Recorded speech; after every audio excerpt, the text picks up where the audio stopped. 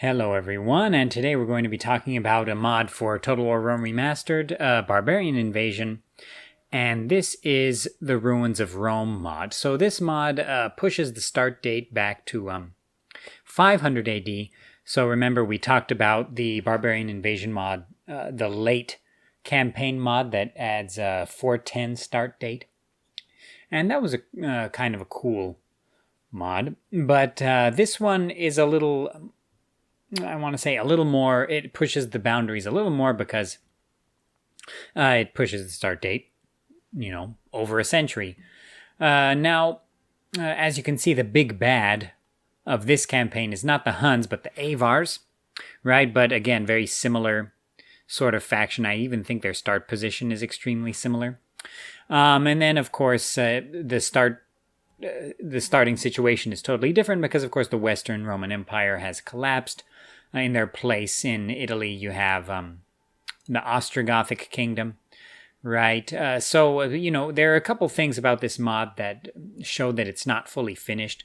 So, for example, if you look at the start positions here, the little maps, they don't accurately show where each faction starts out, right?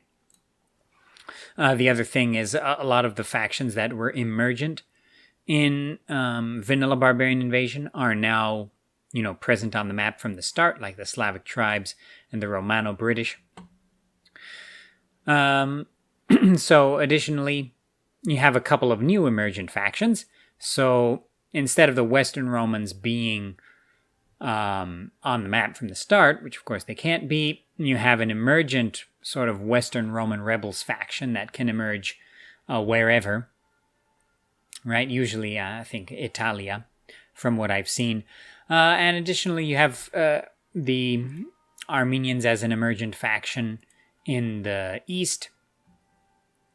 And additionally, you've got a couple of new factions like the Suebi in western Iberia, the Rassanids, of course vassals, sort of a vassal kingdom of the Eastern Romans, and the Lakhmids, who are sort of vassals of the Sassanid Empire.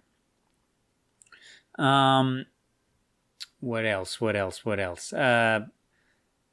Yeah, so that's pretty much it in terms of the new stuff that you can see here. As you can see, not everything is done, so the Lakhmid description is not as long as War and Peace, and then some of the other descriptions are, for different factions, like the Suebi one or the Armenian one. Right, so let's get onto the campaign map, and I will show off some of the differences there. Okay, so as you can see here, the Avars have a pretty similar start position compared to the Huns, right, from Vanilla Barbarian Invasion. So that doesn't feel that different. Also, as you can see, you've got the Roxolani there. In the east, you have the Sassanid Empire, and as might be apparent to you, the map is improved in some areas. So there were some, of course, historical oddities, such as Artaxata being the capital of Armenia in the Vanilla Barbarian Invasion. That's been changed to Devine. Some other important cities have been added, like Theodosiopolis, Martyropolis in Iberia. I believe Emerita is a new city, if I'm not mistaken. There's some new provinces in, I believe Arles is a new province here. And there are new provinces in Italia compared to Vanilla Barbarian Invasion. Definitely the settlement density is a little higher here. I'm not necessarily in favor of having a super dense map, but I do prefer it a little more dense than standard Barbarian Invasion. Other than that, as you can see, there's also the Bulgars. I forgot about them. The Slavic tribes are on the map from the start. And what was the other emergent faction? That was the Romano-British here in the British Isles. You've got the Saxons as well. Other than that, starting positions are what you'd expect with the Ostrogothic kingdom in Italy, with the Burgundians in Burgundy, with the Visigoths in their kingdom, with the Suebi in western Iberia and the Vandals. And the Eastern Romans, the Sassanid start position is pretty expected. And of course, you've got the Lakhmids and Ghassanids here, which are cool additions, for sure. So, yeah, there are, of course, new units in this mod. So let's actually play as one of the emergent factions, and I will show off some of the new units in this mod. So as you can see, there are a few new units, but there are still issues with this mod. So for example, if we go to Kingdom of the Franks, there's some unit card issues. What else? I saw there was a lot of unit card issues with Roxolani, but there are also a few factions that actually have text issues as well in terms of some units. So definitely the mod needs a little more time in the oven. But other than that, let's get into the campaign as an emergent faction. Okay, so actually I was planning on playing as the emergent Western Roman rebels, but so the Kingdom of the Romans. And actually the first time I tested this, they emerged in 504 AD, so after about, I don't remember, 10 plus turns or so, so it wasn't too long of a wait. But I've been trying, I tried a couple times just now, and I waited until the 530s and they still weren't emerging. So keep that in mind if you want to play as the Western Roman rebel kingdom, right? So I chose emergent Armenia instead, and I emerged in 501 AD. So yeah. Now, as you can see, there are a couple issues here. It says the Huns have emerged, right, as a storm from the east, but again, it's the Avars. So again, some stuff that needs to be ironed out here in this mod for sure. Other things, of course, Chisan Takhma, that's an old Persian form of that name, so that should be updated to Middle Persian for the Sassanid period. But anyway, and Taspis too, actually. So as you can see, we've got pretty much Sassanid type units here.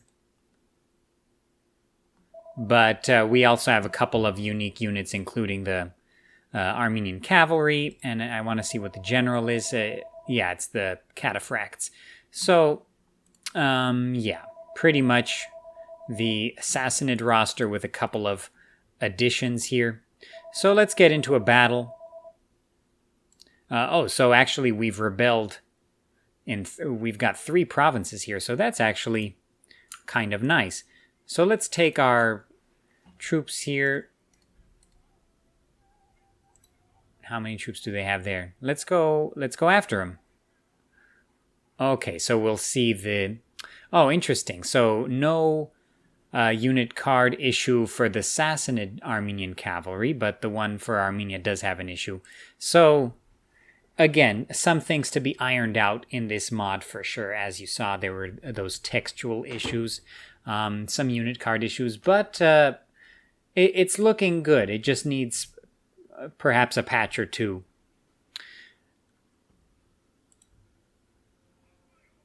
Okay, so let's check out the cavalry here that's been added. And yeah, looks like your basic Rome Remastered cataphract. So that's good. And then there are these cataphract units. So that's interesting. Okay. So let's charge down the hill. This is going to be fun.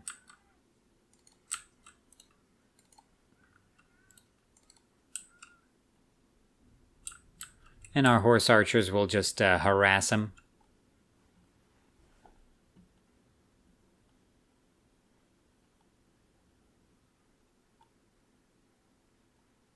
What do they have? They have some Armenian infantry. Okay, and they didn't have a unit card problem for the Sassanids either. But I think they did for us. And they went flying, okay? So that sounds about right here. So it seems like, oh, those guys are climbing. Interesting.